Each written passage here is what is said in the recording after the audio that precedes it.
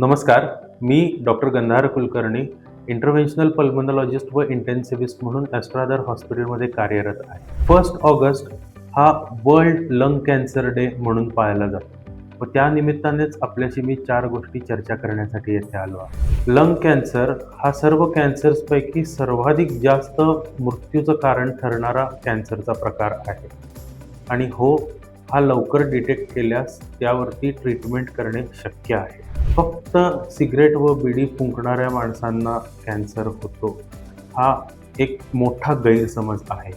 सध्याच्या नवीन आलेल्या स्टडीजप्रमाणे स्मोकर्सपेक्षा नॉन स्मोकिंग कॉजेसमुळे लंग कॅन्सर होण्याचे प्रमाण जास्त आढळले आहे. लंग कॅन्सरसाठीचे लीडिंग रिस्क फॅक्टर्स ऑब्व्हियसली पहिले म्हणजे स्मोकिंग करणारे माणसांना कॅन्सर होण्याची शक्यता खूप जास्त असते. पण त्याबरोबरच पॅसिव्ह स्मोकर्स म्हणजे जे बिडी सिगरेट मारणाऱ्यांच्या सान्निध्यात राहतात त्यांना कॅन्सर होण्याची शक्यता जास्त असते. एअर पोल्युशन, दूषित हवामानामुळे सुद्धा लंग कॅन्सर होण्याची खूप जास्त शक्यता असते. ऑक्युपेशनल एक्सपोजर म्हणजे आपण काम काय करता, जसं की ॲस्बेस्टोसिस या केमिकलला जर एक्सपोजर असलं, सिलिका म्हणजे जी माणसं दगड फोडण्याची कामं करतात किंवा दगडाच्या मूर्त्या बनवण्याची कामं करतात, डिझेलच्या फ्युम्समध्ये काम जे करतात, अशा वेगवेगळ्या केमिकल्सचे एक्सपोजर असणाऱ्या माणसांना लंग कॅन्सर होण्याची शक्यता खूप जास्त असते. आणि फॅमिली हिस्ट्रीसुद्धा कारणीभूत असू शकते. जेनेटिकली तुमच्या आईवडिलांना किंवा फॅमिलीमध्ये कोणाला लंग कॅन्सर असेल तर तुम्हाला होण्याचे चान्सेस जास्त आहेत. प्राथमिक काळांमध्ये म्हणजे अर्ली स्टेजेस कॅन्सरच्या त्यामध्ये बऱ्याचदा सिम्पटम्स लंग कॅन्सरचे दिसत नाहीत.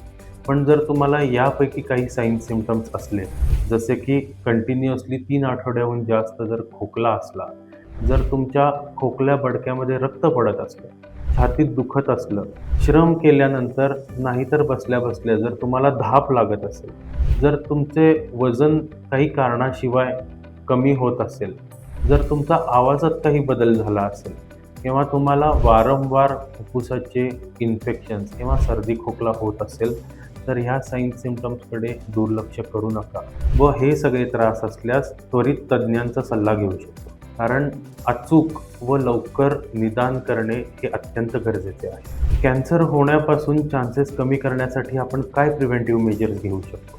आपण स्मोकिंग बंद करू शकतो. आपल्या सान्निध्यात जर कोण स्मोकिंग करत असलं तर त्यांना विनंती करू शकतो की स्मोकिंग थांबवा. होत नसलं तर त्यांच्यापासून लांब राहण्याचा प्रयत्न करू शकतो.